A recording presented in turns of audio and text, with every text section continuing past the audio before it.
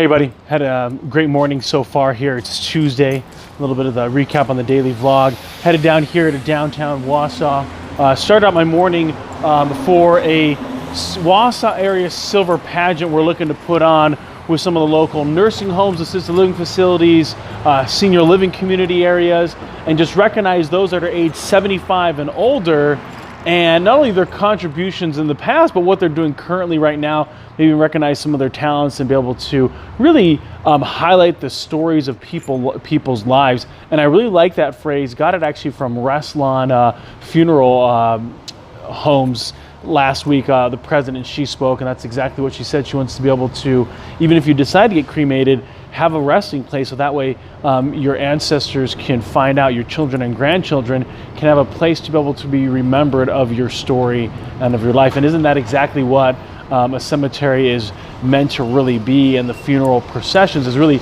celebrating that life. Obviously it's a loss because they're no longer here. So it was that was that meeting, and then I'm going to be doing the MC for that.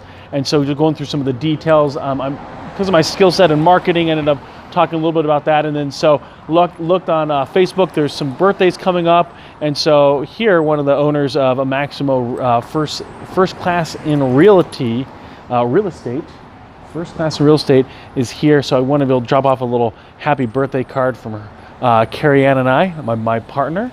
And so Carrie and I were talking yesterday about top of mind and how to make that more of a strategy engagement, and then have K.A. Productions, Carrie Ann Productions, or Crazy Asian Productions be more of the content that's created for, some of the social media items. So definitely have to reach out to Jack here a little bit later, who can do some videography work for us, and being able to figure out how do we end up scaling this and getting more clients. Hope you're doing well. Sherm's out.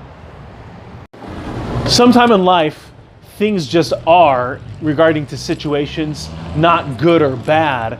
And so what I find for a lot of people, if you look at the things that were really difficult in their life, were actually a springboard for them to actually be stronger, and they gained greater strength by being able to go through those tough moments. And again, I'm a firm believer that each human being possesses a lot more strength than they actually give themselves credit for. And so tough times are for tough people. And so if you find yourself in this tough time of life, in a tough moment, know that you can rise up to that occasion and be tough yourself.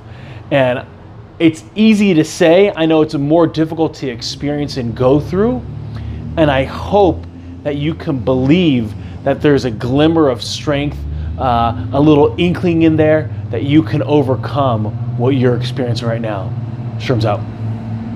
Had a great chance to stop by marketing group over at the Samuels Group. They do construction, and was able to transfer a file over and just update on how things were going for them, and was able to give some feedback actually.